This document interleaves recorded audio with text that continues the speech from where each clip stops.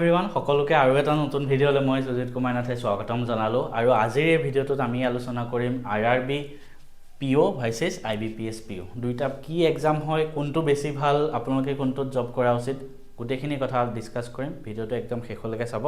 বহুতখিনি নতুন কথা হয়তো মোৰ পৰা জানিব পাৰিব মোৰ নাম সুজিত কুমাৰ নাথ মই নিজেও তিনটা বেংক এক্সাম ক্ৰেক কৰিছিলোঁ সৰুতে আৰু এতিয়া মই আপোনালোকক অকমান বস্তুখিনি জনাই দিব বিচাৰিছোঁ সব IBPS PO আৰু RRB PO ঠিক আছে ফাৰ্স্ট অফ অল PO মানে কি প্ৰভিজনাৰী অফিচাৰ মানে স্কেল 1 অফিচাৰ এসিস্ট্যান্ট ম্যানেজাৰ ৰেংকত IBPS PO and RRB PO এটা কি হয় বস্তুটো চাওক RRB মানে কি RRB মানে হল গ্ৰামীণ বেংক আমাৰ অসমত এটাই গ্ৰামীণ বেংক আছে এটা হল অসম গ্ৰামীণ বেংক ঠিক আছে অৰ্থাৎ RRB PO জব পালে আপুনি অসম গ্ৰামীণ বেংকত জব পাব PO হিচাপে আৰু IBPS PO হলে IBPS এটা এক্সাম কন্ডাক্টিং বডি হয় হিহতে ভাৰতৰ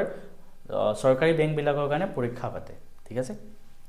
তো IBPS PO ৰ পৰা আপুনি ভাৰতৰ যিবিলাক সেন্ট্ৰেল গভৰ্নমেন্টৰ আন্ডাৰত মানে নেশনালাইজ বেংক হয় এক্সেপ্ট SBI কাৰণ SBI পৰীক্ষা বেলেগকে পাতে ঠিক আছে বাকি 11টা নেশনালাইজ বেংকত আপুনি PO হিচাপে জব পাব এটা বহুতে কব আমি কোনটো বেংক পাম আপোনাৰ জেনেকে ভাল নম্বৰ পায় সেই হিচাপত পাব জেনেকে এক নম্বৰত আহিব PNB তাৰপিছত আহিব বেংক অফ বৰোদা আহিলে তাৰপিছত ইউনিয়ন বেংক আহিলে তাৰপিছত ফৰ্থত আহিলে ধৰা আপোনাৰ কানাড়া বেংক ফিফথত আহিব আপোনাৰ বেংক অফ ইণ্ডিয়া তাৰপিছত আৰু কি থাকিলে বহুত কেটা আছে ইণ্ডিয়ান বেংক আছে তাৰপিছত আপোনাৰ ইউকো বেংক আছে ইণ্ডিয়ান ওভাৰসিজ বেংক আছে এটা আছে Punjab and Sind bank central bank of India গুণেকেটাই লিখি দিলো অলমোস্ট আৰু এটা থাকি গল কিবা এটা চাগে ঠিক আছে তো টোটাল 11টা সৰকাৰি নেশনালাইজ বেংকত আপুনি PO হিচাপে জব পাব এইকেটা এক্সাম পাস কৰিলে ঠিক আছে বাকি RRB কথা অলৰেডি কলো RRB ত আপুনি মানে অসম গ্ৰামীণ বিকাশ বেংকত জব পাব এতিয়া কোনটো এক্সাম কেনেকুৱা হয় আমি হেতু জানিব লাগিব যে কোনটো এক্সাম প্যাটাৰ্ন এণ্ড ডিফিকাল্টি কেনেকুৱা হয় সক আমি এটা এটাকে আলোচনা কৰিম ঠিক আছে ফাৰ্স্ট যদি মই কওঁ RRB এফালে RRB বিষয়ে আমি আলোচনা কৰিম এফালে আমি IBPS ৰ বিষয়ে আলোচনা কৰিম IBPS PO ইয়াতে প্ৰিলিমছ দুইটাতে প্ৰিলিমছত RRB প্ৰিলিমছত কি আহে জানেনে ম্যাথছ প্লাস ৰিজনিং আৰু IBPS PO প্ৰিলিমছত আহে ম্যাথছ প্লাস ৰিজনিং এণ্ড ইংলিশো আহে তো অৰ্থাৎ ইয়াতে প্ৰিলিমছত ম্যাথছ এণ্ড ৰিজনিং আহে ইয়াত ইংলিশ ম্যাথছ ৰিজনিং তিনটা আহে তো ইয়াতে ইংলিশ নাহে ঠিক আছে আৰু ইয়াতে অসমীয়াটো পেপাৰখন আহে অসমীয়াটো আপুনি দিব পাৰিব ইয়াতো আহে নো ডাউট কিন্তু বেংকত জব কৰিব গৈ আছে ইংলিশ নলেজটো লাগিবই ন আৰু ইংলিশ নোৱাৰিলে RRB PO এনেও পাস কৰিব নোৱাৰে কাৰণ মেইনছত ইংলিশ আহিবই ঠিক আছে এটো প্ৰিলিমছৰ হল প্ৰিলিমছ ইয়াতে 80 মাৰ্কছৰ আহে ইয়াতে টোটাল 100 মাৰ্কছৰ আহে ঠিক আছে 80 মাৰ্কছত সাগে 45 মিনিটস টাইম পায় ইয়াতে 1 ঘন্টা টাইম পায় নেক্সট আহে আপোনাৰ মেইনছত কি আহে জানেনে ইয়াতে মেইনছত আহিব আপোনাৰ ম্যাথছ তাৰপিছত ৰিজনিং তাৰপিছত ইংলিশ তাৰপিছত আহে জেনাৰেল এৱাৰনেছ অৰ্থাৎ কাৰেন্ট এফেয়াৰ্স বিলাক আৰু তাৰপিছত আহে কম্পিউটাৰ that is enough ইয়াতে একেটা আহে মেইনছত এফালে মেইনছত কি আহে এফালেও আহিব ইংলিশ ম্যাথছ ৰিজনিং তাৰপিছত জেনাৰেল এৱাৰনেছ ইয়াতে কম্পিউটাৰ নাহে কিন্তু ঠিক আছে কিন্তু ইয়াতে কি আহে জানেনে আপোনাৰ ইংলিশৰ আকৌ বেলেগকে ডেসক্ৰিপটিভ পেপাৰো আহে ডেসক্ৰিপটিভ পেপাৰ মানে আপুনি টাইপ কৰি লিখিব লাগিব এছে বা লেটাৰ হেনেকুৱা টাইপ ঠিক আছে তো এটো পাস এটো জাস্ট কোৱালিফাইং নেচাৰ তাৰপিছত লাষ্টত ইয়াত ইন্টাৰভিউ হয় ইয়াতো ইন্টাৰভিউ হয় লাষ্টৰ ইন্টাৰভিউ আৰু ফাইনেল কাট অফ তো আপোনাৰ প্ৰিলিমছৰ লগত ডিপেন্ড নকৰে মেইনছ আৰু ইন্টাৰভিউ ইয়াতো মেইনছ আৰু ইন্টাৰভিউ হেতু তাৰ ওপৰত ফাইনেল কাট অফ তো আপোনাৰ ডিসাইড হ'ব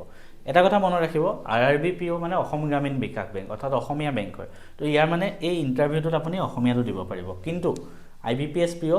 এটা নেশনালাইজ বেংকৰ বাবে জব হয় অবিয়াসলি হেতু এটা কমন সেন্সৰ কথা ইয়াতে আপুনি ইন্টাৰভিউ অসমীয়াত দিব নোৱাৰে হয় ইংলিশ নহয় হিন্দী মই IBPS IT অফিচাৰ ক্ৰেক কৰিছিলো যোনটো SO বুলি কয় স্পেশালাইজড অফিচাৰ হেতু সেম হয় IBPS PO নিচিনা সব মানে খালি এক্সামটো মেইনছটো বেলেগ হৈ যায় মোৰ নিজৰ সাবজেক্ট আছে ইঞ্জিনিয়াৰিঙৰ বাকি স্যালাৰি স্ট্ৰাকচাৰ বা স্কেল সব একে তাতো কিন্তু মই ইন্টাৰভিউ ইংলিছত দিছিলো ইংলিশ এণ্ড হিন্দী দুইটা ক'ব পাৰে বাৰু কাৰণ হিন্দী আমাৰ ভাৰতৰ ৰাষ্ট্ৰীয় ভাষা আপুনি যেতিয়া যিকোনো গভৰ্নমেণ্ট ডিপাৰ্টমেণ্টত যাব সেন্ট্ৰেল গভৰ্নমেণ্টৰ সদায় হিন্দীটো ফাৰ্ষ্ট প্ৰায়োৰিটি দিয়ে তো হিন্দী জানিলেতো ভাল হে ঠিক আছে তো আমি এখিনি বস্তু আজি গম পালো তাৰ পিছত আমি আৰু কি জানিব লাগিব আৰু মই আপোনালোকৰ বাবে কি লৈ আহিছো আজি দেখাই দিও জব পোষ্টিং এস বহুতৰ এটো ডাউট থাকে জব পোষ্টিংৰ বিষয়ে চাওক জব পোষ্টিং কোড হ'ব কি হ'ব RRB হল এটা অসমৰ বেংক অসম গ্ৰামীণ বিকাশ বেংক গতিকে আপোনাৰ পোষ্টিং সদায় অসমতে হ'ব ঠিক আছে সেকেন্ড কথা IBPS PO IBPS মানে নেশনালাইজড বেংক হেতু ব্ৰাঞ্চ গুটে ভাৰতৰ যিকোনো জায়গাত হ'ব পাৰে গতিকে আপোনাৰ ভাৰতৰ যিকোনো জায়গাত আপোনাৰ পোষ্টিং হ'ব পাৰে ইনিশিয়ালি হয়তো অসমত দিলেও ইন ফিউচাৰ কেতিয়াবা বাহিৰতো দিব পাৰে গতিকে হেতু সিকিউৰিটি নাই যে অকল অসমতে হ'ব কিন্তু RRB হলে আপুনি অসমতে থাকিব পাৰিব গোটে বছৰটো সেই ফালৰ পৰা কিন্তু RRB অকমান ভাল হয় তাৰপিছত ট্ৰান্সফাৰ yes ট্ৰান্সফাৰ হ'ব পাৰে RRB তো ট্ৰান্সফাৰ হ'ব কিন্তু আপোনাৰ অসমৰ ভিতৰতে হ'ব কোনোবা এজন ধৰক তেজপুৰৰ মানুহ তাক বিশ্বনাথ চাৰিআলিত প্ৰথম পোষ্টিং দিলে পিছত হয়তো ধুবুৰীটো দি দিব পাৰে কিন্তু যদি আপুনি নেশনালাইজড বেংকত যায় যেনেকৈ কানাড়া বেংক হওক বা PNB হওক প্ৰথমে ধৰক তেজপুৰৰ মানুহ তেজপুৰতে দিলে পিছত কিন্তু বাহিৰত বোলে কলকাতাত দি দিলে যাব লাগিব কিন্তু RRB হলে অকল অসমত থাকিব পাৰিব ঠিক আছে হেতু কথা ট্ৰান্সফাৰটো ডিপেন্ড কৰে বেংকৰ ওপৰত আপুনি কিমান সিনিয়ৰ মেনেজমেন্টৰ লগত ভাল বাকি ওয়ার্ক প্রেসার এন্ড টাইমিং এটো বহুতে খোজে work pressure and timing so বেংকত জব কৰিব আহিছে তাৰ মানে কষ্টটো কৰিবই লাগিব এনেকুৱা নহয় কি ইজিলি এটা বস্তু হৈ যাব কাৰণ ভাৰতৰ যিকোনো কমাৰ্শিয়াল বেংকত আপুনি চাব মানুহ কষ্ট কৰিবই লাগিব SBI হওক RRB হওক IBPS হওক জুনে নহওক কাৰণ বেংকিং সেক্টৰটো এনেকুৱা হয় সবতকে বেছি ওয়াৰ্ক প্ৰেসাৰ তাতে থাকে কিন্তু আমি যেহেতু কম্পেয়াৰ কৰি আছো IBPS PO আৰু RRB PO এই দুটাৰ ভিতৰত IBPS PO অকমান কাম বেছি হয় কাৰণ IBPS ত কি হয় আপোনাৰ নেশনালাইজড বেংক হয় তাতে মানুহ বেছি আহে প্লাস সেকেন্ড কথা তাত কাস্টমাৰ বেছি থাকে অবিয়াস কথা আৰু বাকি বহুত ট্ৰানজাকশনস কৰিব লাগে গভৰ্নমেন্ট ট্ৰানজাকশনও থাকে সেইখিনি কাৰণে আপোনাৰ টাইম মানে দেৰি হৈ যায় কেতিয়াবা অফিসৰ পৰা ওলোৱা আৰু ডিপেন্ড কৰিব বেংক টু বেংক আৰু ব্ৰাঞ্চ টু ব্ৰাঞ্চ ধৰক আপোনাৰ যদি পোষ্টিং হয় বলে গুৱাহাটী মানে কি এটা ডাঙৰ এৰিয়া বা তেজপুৰ মেইন টাউনত হ'ল বহুত ডাঙৰ এৰিয়া মানুহ আহিয়ে থাকিব তো তাত আপুনি কি হ'ব দেৰিলৈকে কাম কৰিব লাগিব কেতিয়াবা 6টা কেতিয়াবা 7টা কেতিয়াবা হয়তো 8টা বাজিব পাৰে উলাই যাওঁতে সেই সেম বস্তুটো যদি আপোনাৰ ৰুৰাল পোষ্টিং ধৰক PNB ৰ আপুনি IBPS এ পালে ধৰক মই যন্ত্ৰ ব্ৰাঞ্চত আছিল আগতে জিনজিয়াত তাত ইমান বেছি মানুহ নাহে 6টা লৈকে সব মেনেজাৰ উলাই যায় PO উলাই যায় তো তাত উলাই যাব পাৰে সেকেন্ড কথা RRB ত ওয়াৰ্ক প্ৰেসাৰটো IBPS তকৈ অকমান কম হয় ঠিক আছে কাৰণ আপুনি গাঁৱত কাম কৰিব গাঁৱৰ মানুহ আহিব আপোনাৰ ওচৰত গতিকে অবিয়াস কথা যে ইমান বেছি দেৰিলৈকে মানুহ নাহে গতিকে 6টা 6:30 লৈকে আপুনি নিজৰ জায়গাত যাব পাৰিব একদম ম্যাক্স টু ম্যাক্স 6টা 6:30 ধৰক ঠিক আছে মই যিমান দেখিছো কেতিয়াবা হয়তো এক্সেপশন হ'ব পাৰে কিন্তু RRB ত এটা বেয়া যে আপোনাৰ IBPS ত কি মানুহখিনি আহে চাওক IBPS মানে হল নেশনালাইজড বেংক যিবিলাক অকন ভাল এৰিয়াত থাকে তো মানুহখিনি অলপ এডুকেটেড মানুহ আহিব আপোনাৰ ওচৰত নো ডাউট যে পিছপৰা শ্ৰেণীৰ মানুহ আহিব কিন্তু RRB ত কি হয় জানেনে RRB ত আপুনি ৰুৰেল হয় গ্ৰামীণ বেংক গাঁৱত তো সব গাঁৱৰ মানুহবিলাকে আহিব মই যিমান মোৰ লগৰবিলাক দেখিছো হিহঁতৰ এক্সপেৰিয়েন্সৰ পৰা কয় RRB ত বেছিকৈ গাঁৱৰ মাইকী মানুহবিলাক আহিব বা আপোনাক বাৰে কামুৰ দিব বা লোনৰ কথা খুদিব কিবা কথা খুদিব SSG মেম্বাৰ তো RRB ত গাঁৱৰ মানুহখিনি আহে বেছিকৈ আৰু যদি আপুনি গাঁৱৰ মানে সেই মানুহখিনি বা কামুৰ খাব পাৰে মানে কেতিয়াবা ঠিক আছে তো হলো কিন্তু ওয়ার্ক প্রেসারটো IBPS তকৈ অকমান কম হয় RRB PO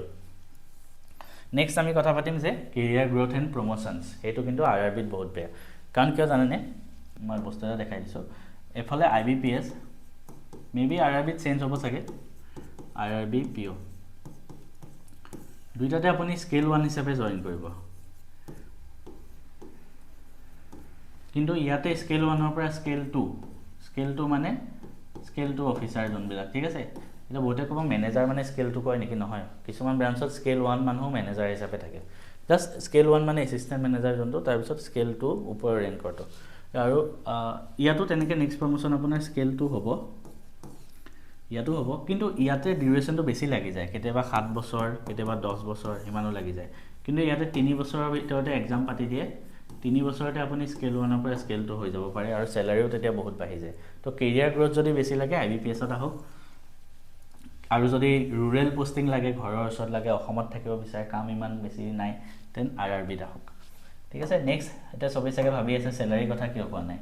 তো আমি অকমান স্যালাৰি কথাটো পাতো হেতু মেইন মোটিভেটিং ফ্যাক্টৰ হয় না নহয় salary and allowances no doubt RRB and IBPS obvious কথা IBPS ত স্যালাৰি বহুত বেছি হ'ব RRB কে কাৰণ IBPS এটা ন্যাশনালাইজ বেংক কিন্তু RRB PO তো ইমান কম না পায় ঠিক আছে মই একদম এটা ধৰক এলাউন্স আৰু স্যালাৰি মিলাই মই যদি এটা কথা কওঁ RRB PO হলে